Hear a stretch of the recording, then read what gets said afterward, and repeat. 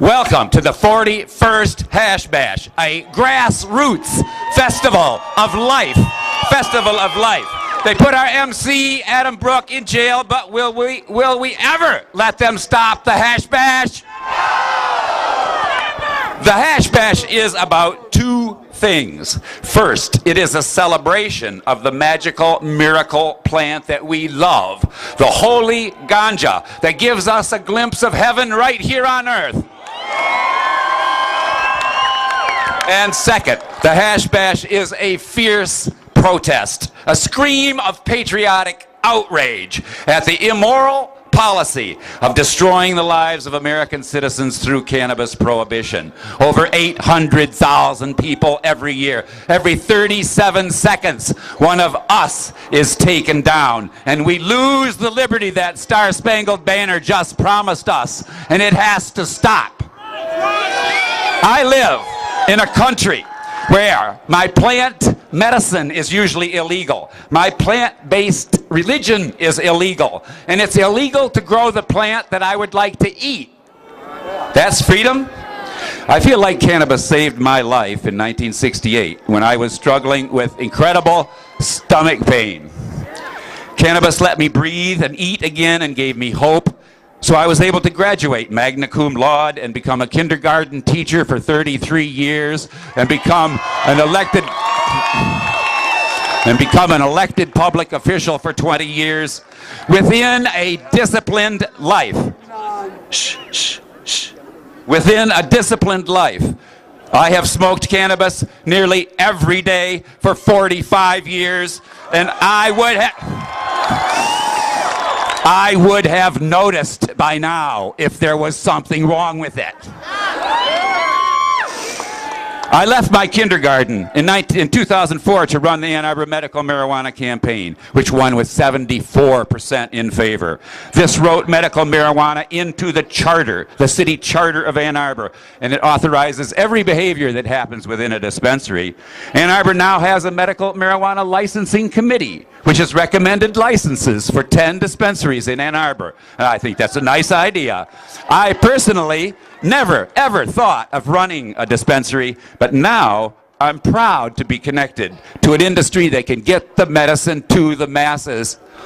Our newspaper, even our AnnArbor.com said, voters, what the hell did they say? For the law to be carried out.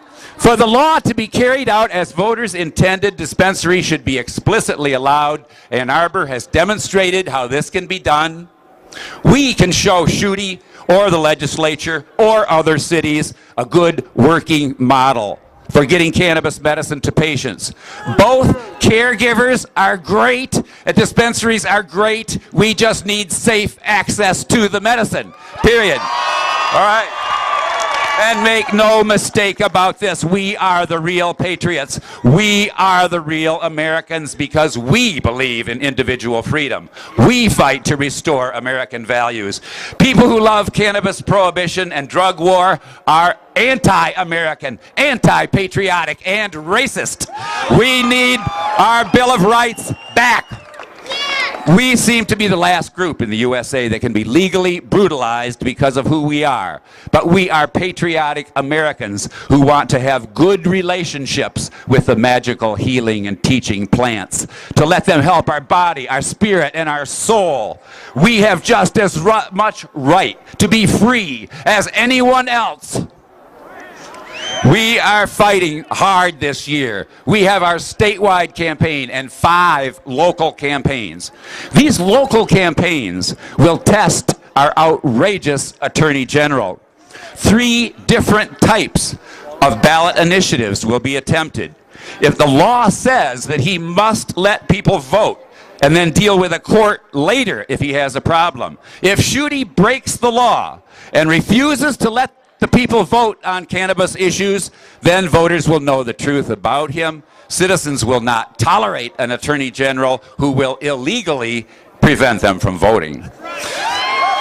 If Schuette does allow, where the hell's my Kalamazoo sign? If Schuette does allow This is what happens when he does allow people to vote. This was Kalamazoo. Kalamazoo, lowest law enforcement priority. This is a conservative town. This is an off-year election where almost nobody voted. 2-1. 2-1. They don't want cannabis law enforced because it wastes money. Cannabis prohibition has almost nothing to do with cannabis, and we know that. Drug war is just an effective but anti-American system of social control. Social control. And the prison industry now is bigger than the auto industry. Humans are on a path. We are on a path to destroy the ecological support systems of our planet because we're so separated from nature. Cannabis can provide a lot of physical things to help save civilization, but I think the mental and emotional things are just as important. Albert Einstein said, you can't solve problems with the same consciousness that got you into the problem. Please help us fight back in Michigan this year. Help us fight back. Thank you. All right. I would like to introduce a great man in our movement. Steve DeAngelo has come all the way here from California all by himself to speak to us today. I have been following the work of Steve DeAngelo for many decades. Long ago, he worked with hemp fiber to try to build Ecolution blue jeans. Then he passed the medical marijuana in Washington, D.C. Then he went to California and set up the model for how to get cannabis medicine to patients. Please welcome our guest from California, Steve DeAngelo.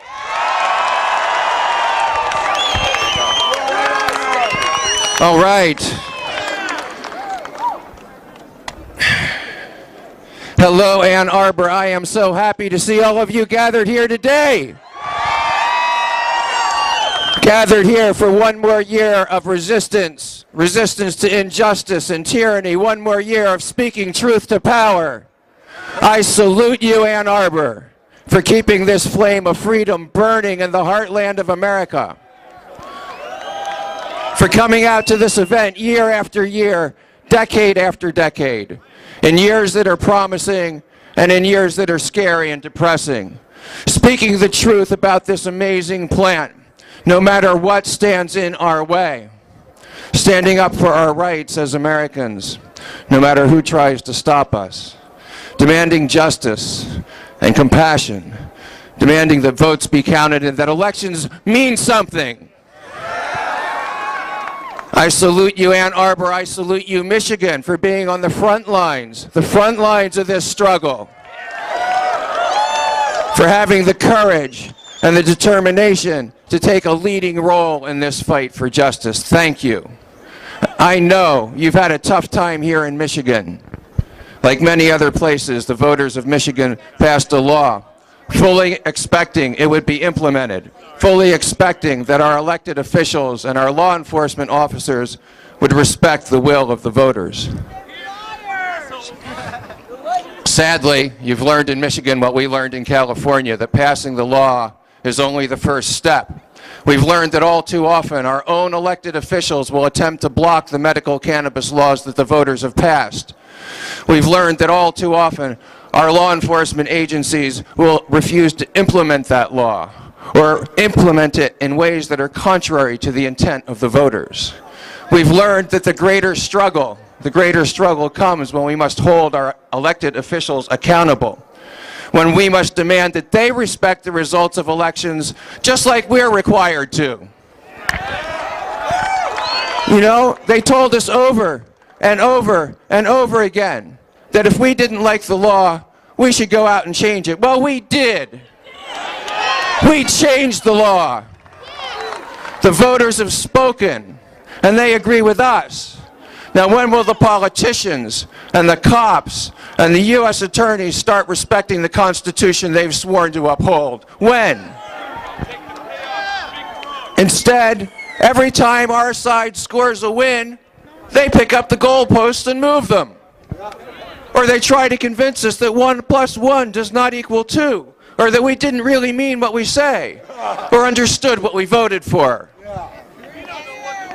And when that doesn't work, they send in the stormtroopers. They send in their goons with helmets and guns and bulletproof vests, armed to the teeth, jacked up on paranoia, jacked up on caffeine. They bust down doors and haul away people whose only crime was providing medicine to patients who needed it. You know, if only the people who administer and enforce the laws of the state of Michigan had as much respect for them as we voters do, we wouldn't be looking at this situation that we are today. Because in 2008, over 3 million Michigan voters made their feelings about cannabis very clear when twice as many of them voted for it as they did for the man who's been most responsible for blocking implementation of that law. Of course, we know that Bill Schuette has a long history. We know he comes from a family that's been in bed with the Dow Corporation for as long as they can remember. And we know the Dow Corporation justifiably has been terrified of cannabis for many, many decades. Right? They're terrified. They're terrified at what's going to happen to their ill-gotten fortunes when the world learns the truth about cannabis hemp, when the world learns that cannabis can replace their toxic and polluting business model with clean and natural products. When the world learns that cannabis-based medicines are more effective, less expensive, and have fewer side effects than the parade of dangerous pharmaceuticals advertised on our televisions every night with a list of side effects that comes out of a Stephen King novel. Bill Schuette, Dow Chemical, and their corrupt political cronies are terrified by the progress that's been made in Michigan and other states in just a few years. They're terrified because they know that the systems of regulated cannabis distribution that we've pioneered in places like Ann Arbor, Michigan, and Oakland, California, and Denver, Colorado, stand in stark contrast to the failed drug war policies that they still cling to. Let's look at it, right? Their system spends billions and billions of dollars to criminalize one of the most beneficial and useful plants Mother Nature has bequeathed to us, her children. Their system forces ill and suffering people who are suffering from illness to go on the street to get their medicine from unregulated dealers where they often face dangerous circumstances, where their medicine's not tested and may even be contaminated. Our system provides patients a safe place to get their medicine, a place where patients can be confident that the medicine they purchase has been tested and is free of mold or chemical residues, where those who dispense are licensed and regulated. Their system requires the expenditure of huge amounts of tax dollars to pay for cops and surveillance and prison. Our system brings in new tax revenue to help our struggling cities and counties and states to close their deficits, to care for their citizens. Their system creates huge criminal cartels, violence in our cities and on our southern border. Billions and billions of dollars going south to Mexico, strengthening the hands of those who also poison our children with cocaine and heroin and methamphetamine. Who thinks this is good? Our system has sucked $1.7 billion a year out of the criminal economy nationwide, created tens of thousands of well-paying jobs, raised hundreds of millions of dollars in tax revenue that all stays here, in Michigan, in California, in America, where we need it. Our system brings jobs and taxes. Our system reduces the burden on law enforcement and makes our communities safer. Their system is a job creation program for the Mexican cartels, sending tax dollars south, creating violence and mayhem. Our industry creates a new industry for Americans. Their system takes scarce law enforcement dollars and spends them to suppress a beneficial plant. They spend law enforcement resources for no good purpose, while our system helps police concentrate on real crime. I saw a horrible real-life example of this in my hometown of Oakland this Monday passed. A terrible and tragic example of what happens when law enforcement resources are misallocated. On Monday morning, dozens of federal agents from 3 different agencies spent hours and hours and hours raiding Oaksterdam University, closing down facilities that had been licensed by the city of Oakland that were operating in full compliance with the state of California. And at the same time, on the other side of town, at a different university, another mass shooting claimed the lives of 7 innocent people. This is in a city that's pleaded and pleaded and pleaded with the federal government for help to get the guns off of our streets, and they've never had the resources to do that. Oh, shit. You know, for months, ever since California's U.S. attorneys announced their renewed campaign against cannabis, I and other movement leaders have warned that the federal government should focus on real crime, not cannabis. And now we see all too tragically what happens when those warnings are not heeded. You know, bad policy decisions have real-world consequences, and we'll never know whether those 7 lives could have been saved had the federal government spent the same resources suppressing guns that they have suppressing cannabis. But we do know one thing for sure and certain, that our cities and our country would be much safer. There would be less guns and less violence and less heroin and less cocaine and less methamphetamine if our law enforcement officials would focus on real crime instead of suppressing the most beneficial plant known to mankind.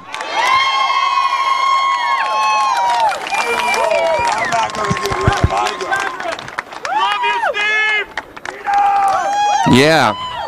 Now, you know, the past year has been a challenging one all over the country, not just here in Michigan.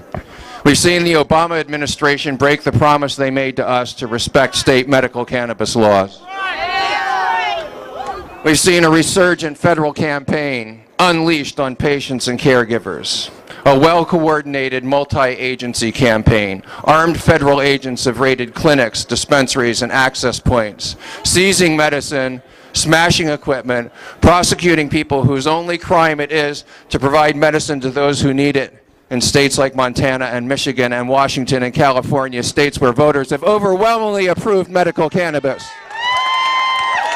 What are they doing in our states?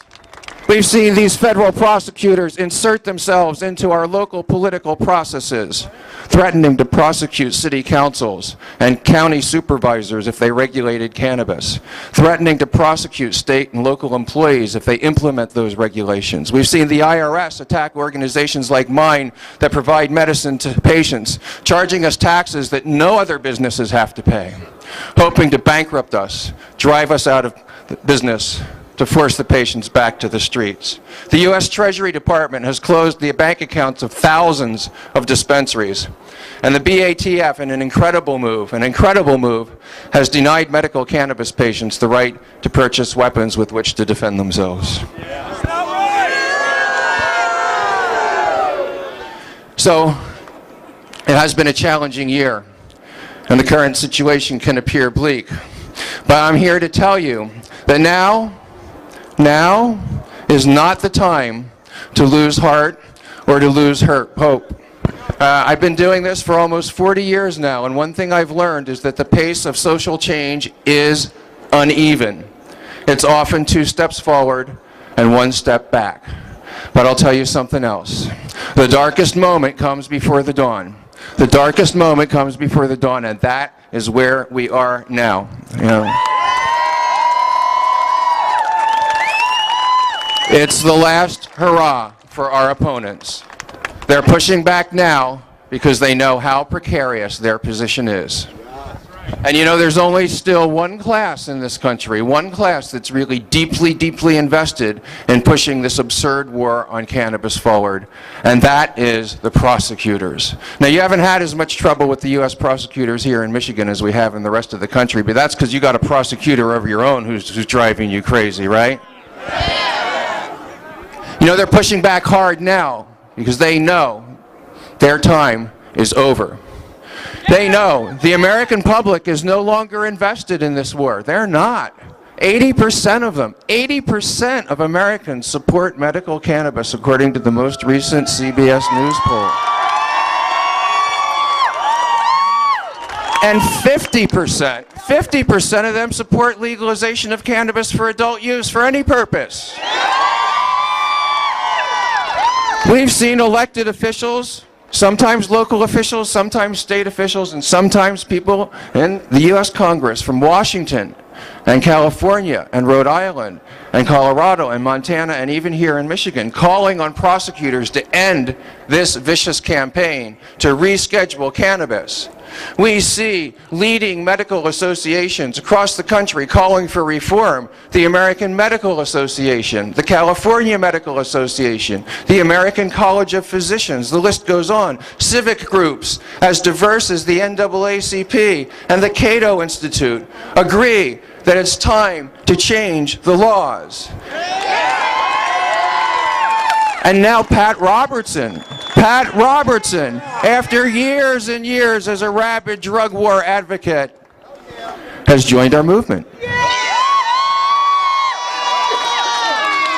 And he is being joined by many others from the faith community. Even law enforcement is joining us in record numbers. You can see it in the growth of organizations like Law Enforcement Against Prohibition and Lawmen Protecting Patients. You can see it in courageous public stands taken by law enforcement officials like Sheriff Tom Allman of Mendocino County.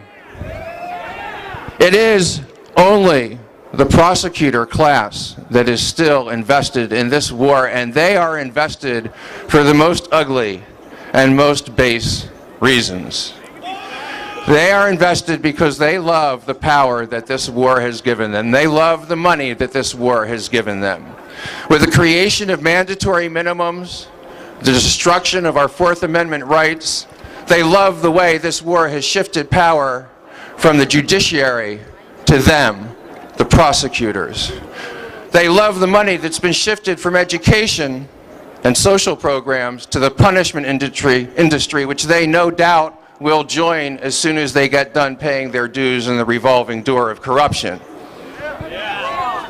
They love the ability to seize property from those unlucky enough to be convicted, which they then use to buy the cooperation of law enforcement, which knows better than to treat cannabis as a criminal matter.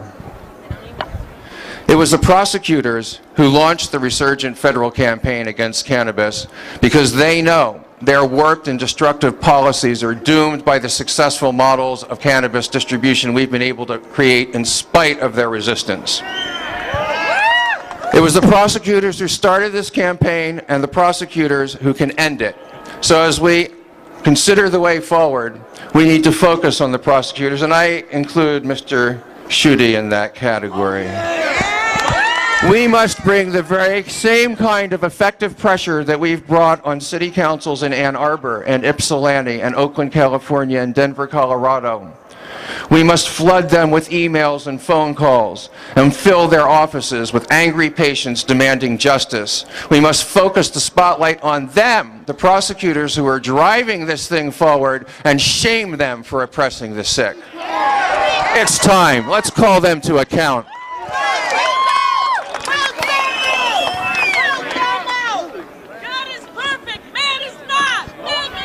Now that's not enough, right? That's not enough. We also have to reach out. We learned, unfortunately, we can't count on the Democrats. So we have to reach out and build new alliances with the libertarian wing of the Republican Party. Reach out to people like Ron Paul and Rand Paul and Pat Robertson. And we must all of us activists everywhere, continue to deploy our favorite strategies. But it's also important to support the strategies of others. But we all love the same plant. We all share the same destiny, and so we must support each other's efforts. One plant, one people, one truth. We all share the same destiny, and I'm here to tell you, brothers and sisters, today that that destiny is victory. Remember that hard times come and hard times pass. And I look out in the crowd to see and many young faces, and I want to speak to you directly for a moment because we are counting on you to carry this thing through. It's your generation that will finish the work that we started. Fight this fight. Do not lose heart. Do not lose hope. I'm here to tell you today that we will win. Ultimate victory is ours. Just do the math. Look at the public opinion polls. Look at the trend lines. Look at the number of medical associations who have endorsed our position. Look at the number of politicians joining our cause. Look at the ever-increasing number of young people joining us. There's no question, there's no doubt, regardless of the uneven pace of social change, regardless of the resistance of the prosecutor class, regardless of the broken promises of the Obama administration, we are on the road to victory. We made our decision, and we'll stick with it. We've stepped out of the shadows and into the light. We're never going back. We're never going back to that place of oppression and darkness and shadows again. We've stepped out of the shadows and into the light, and that's where we're going to stay. Thank you very much.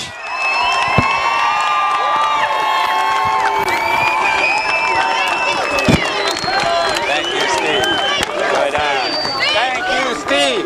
Thank you, Steve. Thank you, Steve.